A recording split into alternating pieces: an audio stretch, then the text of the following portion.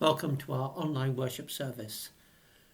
We greet you in the spirit of freedom, tolerance, justice and peace, and may the God of love and peace be with us. My name is Alex Bradley and I am a Unitarian minister living and working in Cheshire. Our opening words come from two sources.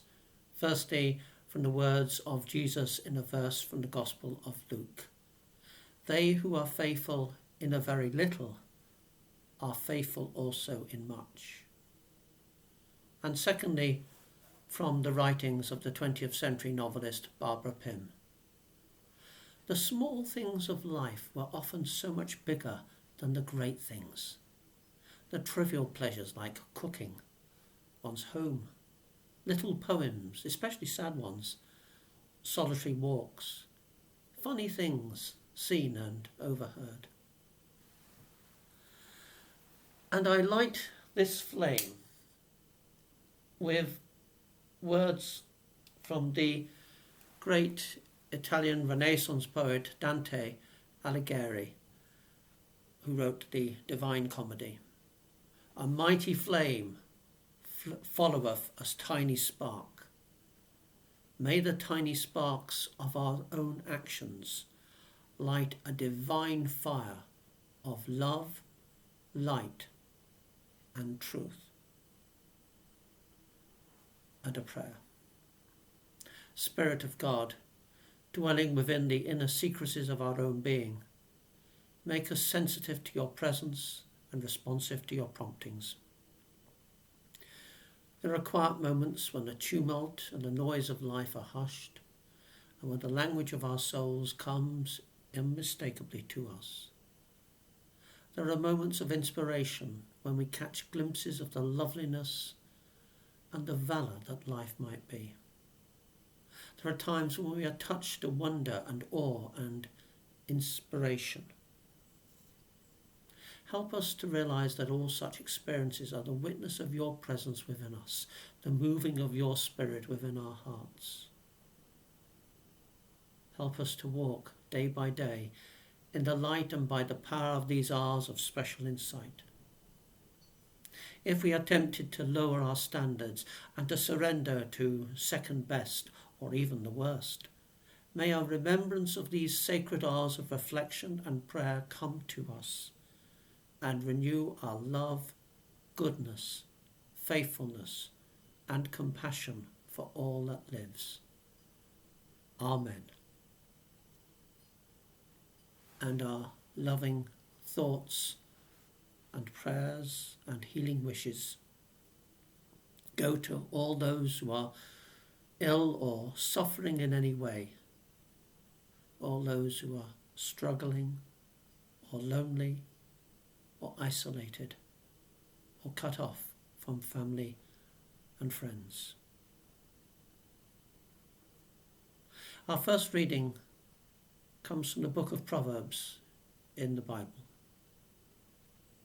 Better is a little with righteousness than great revenues with injustice.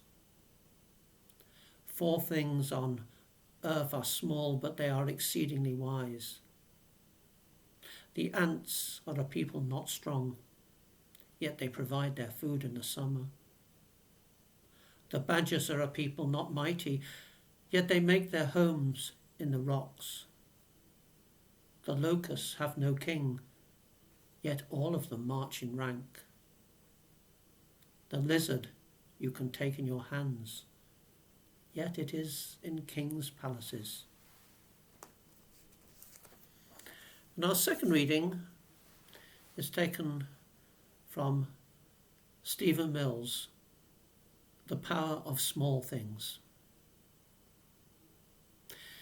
I'm a huge believer, he writes, in the not sweating the small stuff. This means not blowing up all the little things that happen in your life into something more than they are. It means moving past the drama of the small stuff and into a higher plane of peaceful well-being. The small stuff happens every hour of every day. However, the other side of that is the incredible power of small things. The compounding power of a series of small steps can create something very big. You don't run a 26-mile marathon, you take 9,000 small individual steps. Small acts of kindness can make a big difference to someone else's day. Small details that nobody else notices can separate you from the rest of the pack. You can be extraordinary by doing small things. Imagine a few small acts of kindness done every day, each one making a difference to someone. What a legacy you would leave, and it would cost you nothing. One kind compliment to a frazzled sales clerk, one small sentence of encouragement to a colleague, or one small act of helping a neighbour or a complete stranger. In small acts of kindness, you see the incredible power of small things. Some words by Stephen Mills. When buying or when receiving Christmas cards, I'm quite often struck by the fact that many will feature a human figure or an animal or a plant or a piece of stained glass. In fact, the possibilities are seemingly endless. And when I have turned the card to the back to see where the piece of art came from and who the artist was, it will sometimes say detail from, naming the work of the artist and the art concerned. The detail can often be a small part of a much larger picture. Sometimes it may be in a corner of the painting or at the edge of the picture. Nevertheless, it is a lovely piece of art in itself. The detail, the small piece, can often be very revealing in its own right. Some paintings are said to have a hidden message in them. In the 16th century artist Hans Holbein's painting, The Ambassadors, he painted it in 1533, there is a strange image in front of the two men which turns out to be a distorted image of a human skull. And it's possible that this is an example of a memento mori, often included in art, that is a reminder of the ultimate vanity of all human strivings for power and riches. Detail can be a marker of character. Various studies have put forward the thesis that problems in relationships can be detected very early on if certain signs are spotted. If one of the potential partners on a first or second date is insistent on paying for the meal, not that offering to pay for a meal is a bad thing in itself, of course, but if he or she says, but of course you must have the dessert as well, if he or she exhibits what is sometimes called passive-aggressive behaviour, then caution might be well advised. Of course, the problem is that people are often, to use a common phrase, blindsided in love. However, one good clue to a person's true character is often how he or she behaves to other people as well. Is he or she respectful and courteous to people in more junior positions? That might signal a person whose authority comes from his or her stature as a person, not simply from his or her title or position of authority. If he or she is rude to people who serve, like waiters or people in shops, that might be a cautionary sign. In friendship, does your friend remember to ask how you are feeling? Or does he give a long account of his own problems and not ask you about yours? Does she remember to ask you about your family or your own interests, or is she too busy talking about her own? In all these small ways, positive and negative, people show glimpses into their underlying character. The essence of who they are is revealed, at least in part, by what they do. I remember being repaid a debt with a cheque that bounced by a person I thought was a friend. Although I was fairly hard up at the time, what hurt was not so much the fact that it bounced or even the amount, which fortunately was relatively small, but the fact that it happened and that no apology or expression of regret ever came afterwards. That little detail, for me, shed a light on his real character. The little things matter.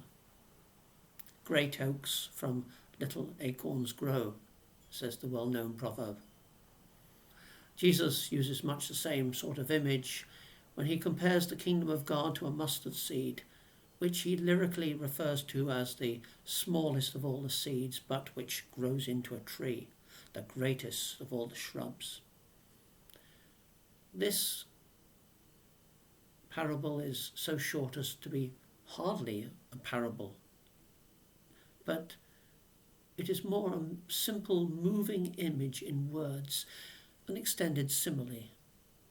It is a charming little cameo picture, which I find all the more interesting because it does not just concern a seed which grows into a tree, but it is a process of growth which has a practical consequence. The birds of the air come and make nests in the shelter of its branches.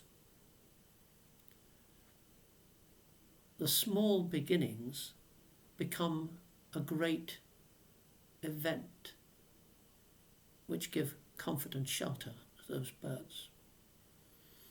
Some of the greatest campaigns for social justice have been the result of individual people adding their small, even their minuscule contribution to the greater whole.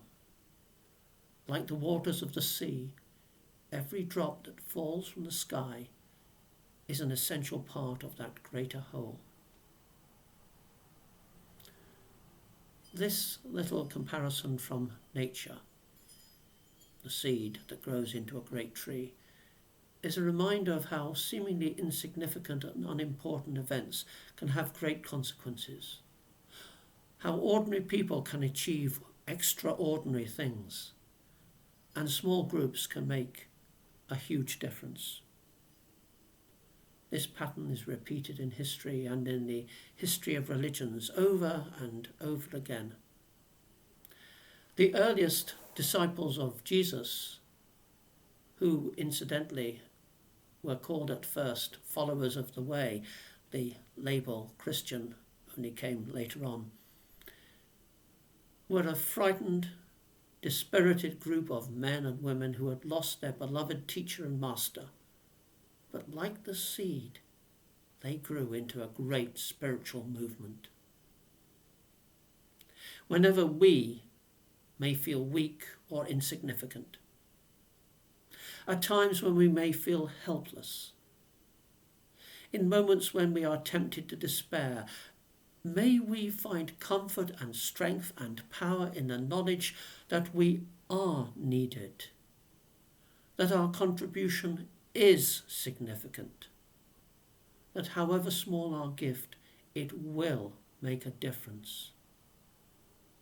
The great writer Helen Keller said this: "I am only one, but still I am one.